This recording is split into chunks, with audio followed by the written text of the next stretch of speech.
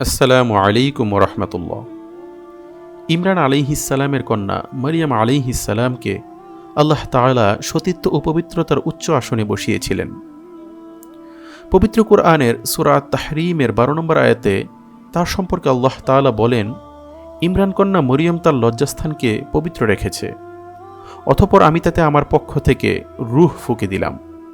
সে তার পালনকর্তার বাণী ও কিতাবসমূহকে সত্যে পরিণত করল।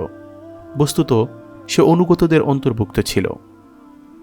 প্রিয় মুসলিম বোনেরা, অনুগ্রহ করে বলবেন না যে আমি মারিয়াম আলাইহিসসালাম নই, আমার পরিবার ইমরান আলাইহিসসালামের পরিবারের অন্তর্ভুক্ত নয়, বা আমার কাছে কোনো ফেরেশতা এসে আমার সতীত্ব পবিত্রতার ঘোষণা দেননি। আমার সাথে কোনো অলৌকিক ঘটনা ঘটেনি যা মারিয়াম আলাইহিসসালামের সাথে ঘটেছিল। তার সাথে ঘটে যাওয়া অতি অলৌকিক ঘটনাটি ছিল ব্যতিক্রম এক দৃষ্টান্ত। এ ব্যাপারে সূরা ইউসুফের 111 নম্বর আয়াতে মহান আল্লাহ তাআলা বলেন, তাদের কাহিনীতে অবশ্যই জ্ঞানীদের জন্য শিক্ষণীয় বিষয় আছে। এগুলো তো কাল্পনিক কাহিনী নয়, বরং কুরআন হচ্ছে পূর্ববর্তী কিতাবের সত্যায়নকারী ও প্রত্যেক বস্তুর বিস্তৃত বিবরণ ও মুমিনদের জন্য হেদায়েত ও রহমত স্বরূপ। প্রিয় মুসলিম বোনেরা, আমরা বর্তমানে এমন এক বিজ্ঞান ও প্রযুক্তির যুগে বাস করছি যেখানে অতি প্রাকৃতিক ঘটনার কোনো সুযোগ নেই। তবুও আমরা মনের সাহায্যে বুঝিনি যে কেন আল্লাহ তাআলা মারিয়াম আলাইহিসসালামকে ঈসা আলাইহিসসালামের মা হওয়ার জন্য নির্বাচিত করেছিলেন। আসুন আমরা জেনে নিই সতীত্ব ও পবিত্রতার উজ্জ্বল নক্ষত্র মারিয়াম আলাইহিসসালামের ঘটনাটি। মারিয়াম আলাইহিসসালামের মা হান্নাহ ছিলেন একজন অতি আল্লাহ ভীরু ও কৃতজ্ঞ বান্দাদের অন্তর্ভুক্ত। মহান আল্লাহ তাকে যখন সন্তানের সুসংবাদ দিলেন, তখন হান্নাহ আল্লাহকে কৃতজ্ঞ চিত্তে স্মরণ করলেন, এই বলে যে গর্ভের সন্তানটিকে তিনি আল্লাহর জন্য উৎসর্গ করবেন। এ ব্যাপারে সূরা আল ইমরানের 35 নম্বর আয়াতে মহান আল্লাহ বলেন, ইমরানের স্ত্রী যখন বলল, হে আমার পালনকর্তা, নিশ্চয়ই আমার পেটে যা আছে তাকে সবার থেকে মুক্ত করে আমি মানত করছি আপনার জন্য, অতএব তুমি তাকে আমার পক্ষ থেকে কবুল করো, তুমি তো মহান শ্রোতা ও জ্ঞানময়। এ আয়াত থেকে আমরা জানতে পারি যে স্ত্রী নির্বাচনের ক্ষেত্রে ধার্মিক ও ন্যায়বান নারী অতীব জরুরি। কেননা সৎ ও ন্যায়বান স্ত্রীই পারে সন্তানদের আদর্শবান করে গড়ে তুলতে। ইমরান আলাইহিসসালামের স্ত্রী হান্নাহ ছিলেন তেমনই একজন মহিলা। হান্নাহ যখন মারিয়াম আলাইহিসসালামের জন্ম দিলেন, তখন দেখলেন যে এটি একটি কন্যা সন্তান।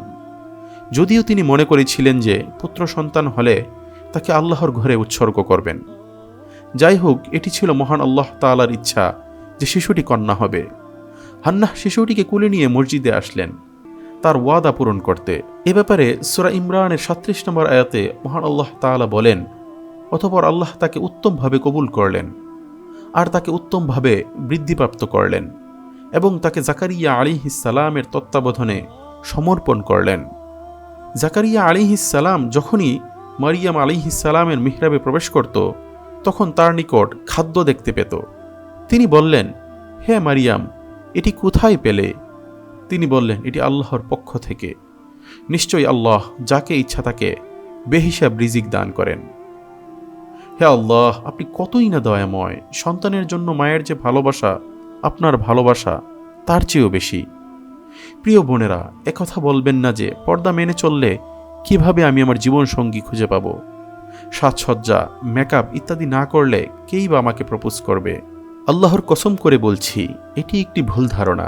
সৎ ও ন্যায়পরায়ণ থাকুন। মহান রব আপনার জন্য উত্তম সঙ্গী নির্বাচন করে রেখেছেন, আপনি যা কল্পনাও করতে পারবেন না। আপনার পর্দা, শালীনতা, লজ্জাশীলতা, বিনয় ও সতীত্ব আপনাকে নিশ্চয়ই ন্যায়বান সঙ্গী মিলিয়ে দিবে, অর্থাৎ আপনি যা পাওয়ার যোগ্য।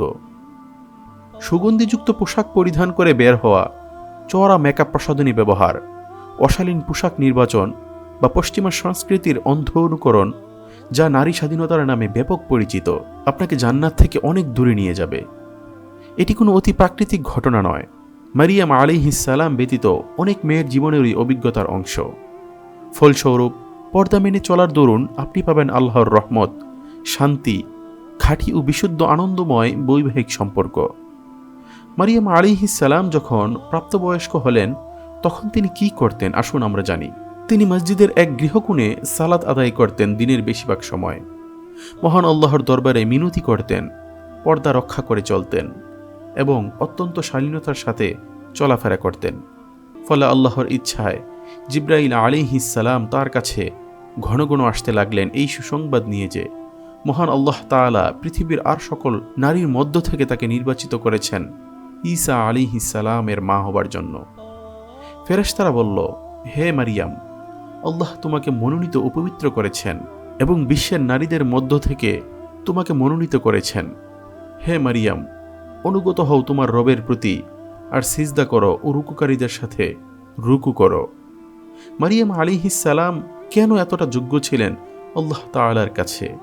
কারণ তিনি যখন কেবলমাত্র একটি ভ্রূণ ছিলেন তখনই তার মা তাকে মহান আল্লাহর দরবারে সঁপে দিয়েছিলেন। তার মার এই অকৃত্রিম আন্তরিক সদিচ্ছার কারণেই আল্লাহ তাআলা তাকে মনোনীত করলেন। তিনি ছিলেন সৎ, সতী, শালীন ও পুণ্যবতী একজন নারী, নিষ্কুল চরিত্রের অধিকারিণী। মারিয়াম আলাইহিস সালাম ছিলেন অত্যন্ত ধর্মপ্রাণ, আল্লাহ ভক্ত বান্দা, যিনি কিনা আল্লাহর ঘরের এক কোণে ইবাদতে মগ্ন থাকতেন। তার কোনো বন্ধুবান্ধব বা প্রশংসাকারী পুরুষ ছিল না অন্যান্য মহিলাদের মতো। পাপ কি জিনিস তা তিনি জানতেনই না। তিনি যেই কক্ষে ইবাদতে মশগুল থাকতেন কেবল সেই কক্ষ এবং পর্দা ব্যতীত কিছুই তিনি জানতেন না।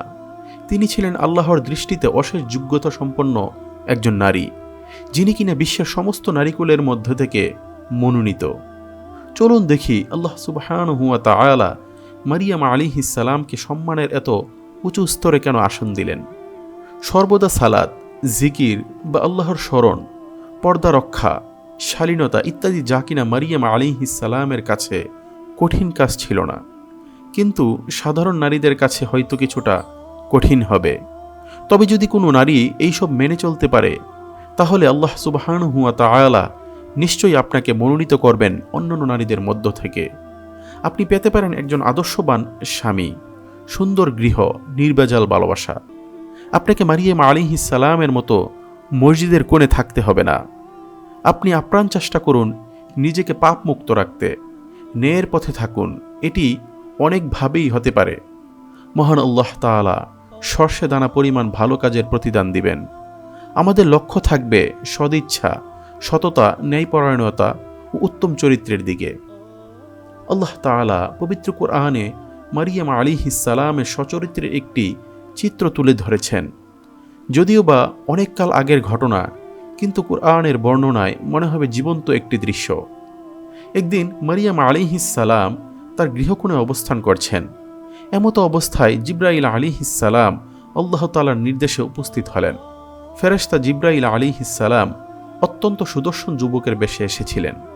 মারিয়াম আলাইহিস সালামকে তিনি তার আগমনের উদ্দেশ্য জানালে তিনি আল্লাহর ভয়ে কেঁপে উঠলেন এবং আল্লাহর কাছে সাহায্য চাইলেন।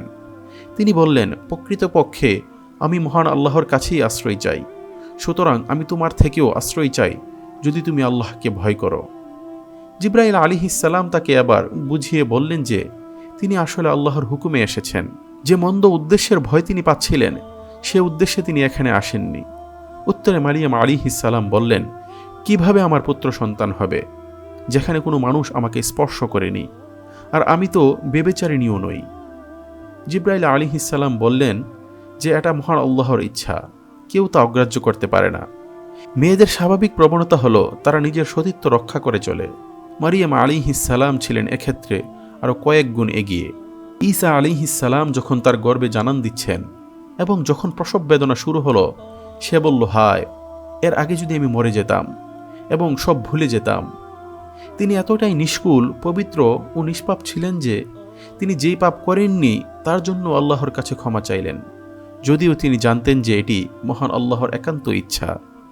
অন্যদিকে আমরা দেখতে পাই আধুনিকতার নামে বর্তমান কিছু নারী তাদের সতীত্ব তথাকথিত নারী স্বাধীনতার নামে গর্বের সাথে বিসর্জন দিচ্ছে।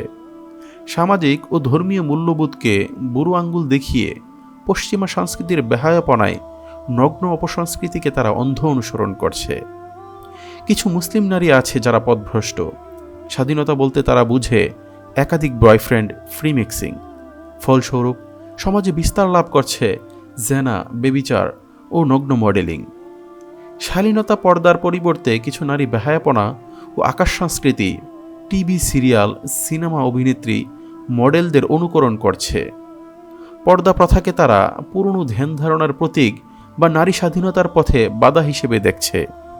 তারা আল্লাহর বিধানকে সেকেলে, পিছিয়ে পড়া ইত্যাদি নেতিবাচক দৃষ্টিতে দেখছে। শালীনতা, পবিত্রতা ইমরান কন্যা মারিয়াম আলাইহিস সালামের একচেটিয়া চারিত্রিক বৈশিষ্ট্য নয়, এটি প্রত্যেকটি মুসলিম নারীর মূল্যবান চারিত্রিক সম্পদ। যে সকল নারী তাদের শালীনতা, সতীত্ব, পর্দা রক্ষা করে চলে, তারা হন সম্মানিত, আত্মবিশ্বাসী ও কোমল। উপরন্তু আল্লাহ তাআলা তাদের প্রতি রহমত নাজিল করেন। দুনিয়া ও আখিরাতে তারা পান কল্যাণ। উত্তম কাজের প্রতিদান উত্তম ছাড়া আর কী বা হতে পারে? অপরদিকে যে সকল নারী তাদের সতীত্ব বিলিয়ে দেন, তাদের আত্মমর্যাদা ম্লান হয়ে যায় সময়ের সাথে সাথে। যৌবন ফুরিয়ে গেলে তাদের আর কদর থাকে না, তারা হয়ে পড়ে অকেজো। পৃথিবীর বুকে সম্মানহীন, হতাশ ও অশান্তিময় জীবন, পরকালের পুঁজিও তাদের শূন্য। আল্লাহ রাব্বুল আলামিন এ ব্যাপারে বলেন, আর যে আমার স্মরণ থেকে মুখ ফিরিয়ে নিবে, তার জন্য হবে নিশ্চয় এক সংকুচিত জীবন, এবং আমি তাকে কিয়ামতের দিবসে উঠাবো অন্ধ অবস্থায়।